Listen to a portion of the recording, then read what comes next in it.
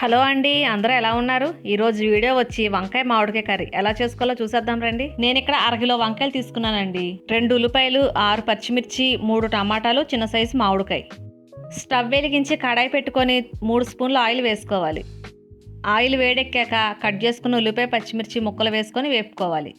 అవి కొంచెం వేగాక కట్ చేసుకున్న టమాటాలు కూడా వేసుకొని వేపుకోవాలి. టమాటా కొంచెం మగ్గాక రెడీ చేసుకున్న వంకాయ ముక్కలు వేసుకొని కలుపుకోవాలండి.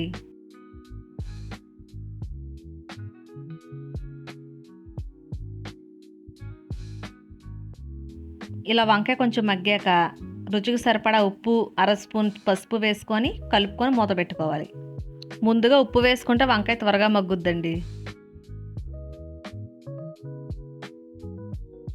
వంకాయ ఇలా మగ్గిపోవాలండి. ఇప్పుడు ఒక స్పూన్ కారం వేసుకొని కట్ చేసుకున్న మామిడికాయ ముక్కలు వేసుకొని బాగా కలుపుకోవాలి.